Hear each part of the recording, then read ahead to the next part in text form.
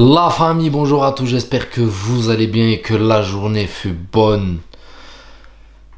Ce Barça, les gars, c'est injouable. À l'heure actuelle, faut dire les termes, c'est injouable. Et là où c'est choquant, c'est cette ligne de hors-jeu, les gars. On va en revenir, hein, sur Yamal, Olmo, qui... On va en revenir, les gars. Eux, ils méritent leur chapitre à eux tout seuls.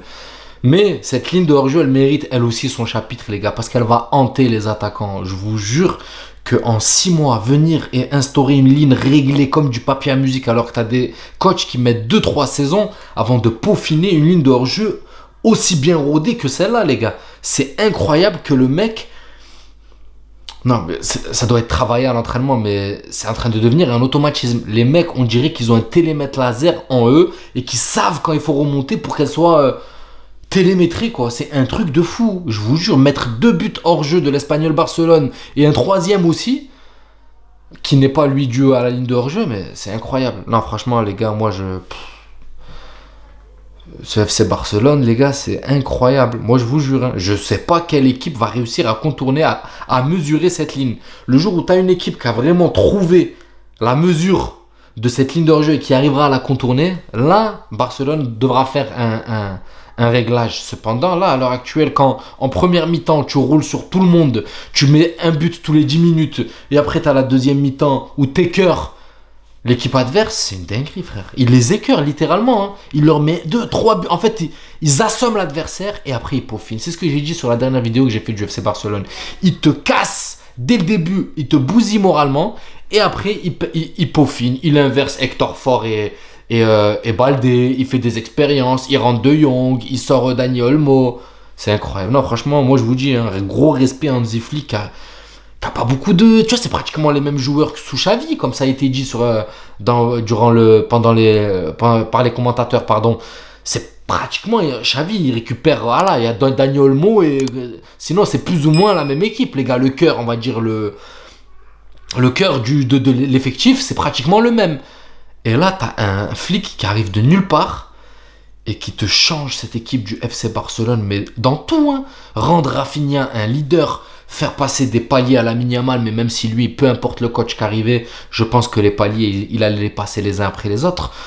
Tirer le bon de chaque joueur, hein. Quand tu vois Koubarsi et Baldé, tout ce qui arrive à s'aligner sur cette ligne de hors-jeu. Tu vois ce milieu de terrain qui t'écœure le milieu de terrain adverse. Dani Olmo, Pedri. Dani Olmo, les gars, faut s'arrêter un petit peu sur ce joueur. Hein, parce que le mec, à chaque fois qu'il est titulaire ou qu'il joue, tout simplement, il marque. Il est en train de faire une saison à la Bellingham.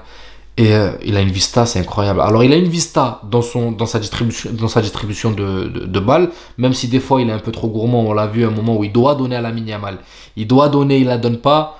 Mais bon, c'est pas encore un sujet dû aux tensions, tu vois, par rapport à ça. Parce que Lamine Yamal, il sait gérer un peu ce genre de situation. D'ailleurs, lui aussi, quand il pénètre, il y a des fois où il doit donner, il donne pas. Donc, faut faire attention à ça quand même. Parce qu'au début, bon, ça va, tu gagnes et tout. Mais le jour où tu gagnes pas et tu tentes ce genre de choses, ça peut vite créer de la frustration. Maintenant, quand tu vois ce Barça, loin la frustration, les mecs, ils s'amusent sur le terrain, on va pas se mentir. Hein. Lewandowski, il est en train de marcher sur l'eau, même s'il marque pas. Rafinha, j'en parle même pas, les gars. Rafinha, il te fait un sombrero au gardien, il le lobe, il se prend un plaquage de rugbyman, il se relève comme si de rien n'était, il y va, il savoure. Moi je vous dis, hein, on va même plus espérer que le Barça perde, on va juste espérer qu'il fasse un match nul. Déjà, si le Barça fait un match nul, les gars, on marque des points, alors qu'ils perdent, c'est le jackpot. Parce que là, je vois pas cette équipe perdre. Je préfère être honnête en tant que supporter du Real, les gars. Il y a des fois, il faut être objectif, et là, c'est l'objectivité totale. Cette équipe du Barça est injouable. Ils sont très forts. Je ne vois pas par quel moyen tu peux venir et contourner cette ligne de hors-jeu et bouffer ce milieu de terrain qui est super athlétique. Maintenant, genre, en parlant d'athlétique, je m'arrête sur Casado, les gars. Franchement, Casado, il est en train de devenir le prochain Xavi ou quoi? Xavi joueur, hein. Pas... Vous m'avez compris. Le mec, il te fait la toupie, il tourne sur lui-même. Mais pas une toupie à la De Jong qui est un peu prévisible. Vous voyez, quand je dis la toupie, c'est quand tu tournes sur toi-même, vous m'avez compris. Mais lui, il te l'a fait d'une manière un peu à la Xavi où difficile d'aller lui prendre le ballon. Tu vois, alors que De Jong, franchement, les gars, vous vous rendez compte que Olmo, là je reviens vite fait sur Olmo, sur la passe de Lamine Yamal, pardon, sur l'extérieur du pied et le but de Olmo. Vous avez vu un moment, le caméraman, ils ont mis la caméra sur la tête à De Jong. Vous imaginez que De Jong se tenait la tête comme ça sur un but de Olmo. à quel point il sait que retrouver sa place dans le cœur du jeu en tant que titulaire, ça va être très compliqué. Parce qu'il s'est dit déjà, le gamin Casado, bah, athlétiquement, c'est beaucoup plus puissant que moi. Moi, franchement, je trouve que le petit Casado, là, il est sorti de nulle part, mais il va, je vous jure, il va faire taire De Jong, les gars. Je vous jure, surtout si De Jong, il a tendance à se blesser régulièrement comme ça, le petit Casado va le bouffer au milieu de terrain. Et Olmo, Olmo qui te met des buts, De Jong qui te met pas autant de buts sur une saison, lui, là, à chaque fois il joue, il arrive à marquer. Moi, je vois vraiment pas comment En fait, je vois pas Casado reprendre le banc et mettre De Jong à sa place parce que ça va perdre athlétiquement. Et Pedri, bon, il est imbougeable. Là, quand tu as un Pedri comme ça qui est en mode le Messi sur le terrain, il arrive, il oriente, il gère le tempo d'un match parfaitement. Pedri est imbougeable. Olmo, c'est le seul qui pourrait peut-être bouger pour De Jong. Cependant, derrière, tu as aussi Gavi qui est là, qui athlétiquement... Franchement, je suis désolé de le dire, mais athlétiquement, Casado et Pedri et même Olmo bouffent De Jong. Bon, maintenant, on va voir. De Jong va revenir petit à petit parce que De Jong a aussi cette maîtrise de gestion des tempos d'un match. Maintenant, on va voir. Parce que là, moi, je vous le dis, ce milieu de terrain, je le bouge pas. Clairement, tu as un milieu qui te marque. Ils arrivent à donner les ballons aux attaquants. Il y a du mouvement. À un moment, tu as une combinaison à la 30e minute. Elle m'a marqué. Tu as Koubarsi qui sort avec Lamine Yamal. Lewandowski qui décroche. Ça joue en triangle avec Dani Olmo. Ça relance Lamine Yamal en profondeur. Ça fait un jeu en triangle. Bam bam. Ça finit en centre tête de Olmo. De Olmo, je crois, ou je sais plus de qui. Mais bref, franchement, ils sont beaux à voir jouer, les gars. On va pas se mentir. Hein.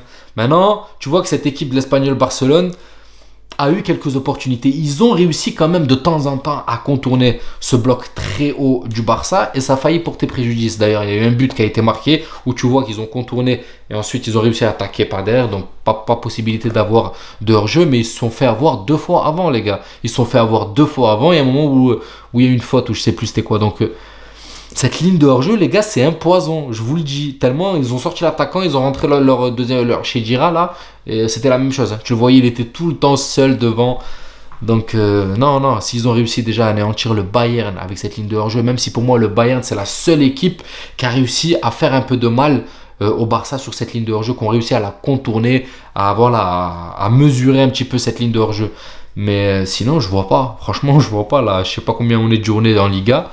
C'est incroyable. Ils n'arrivent pas à contourner cette ligne de hors-jeu du Barça qui est maniée d'une maîtrise incroyable.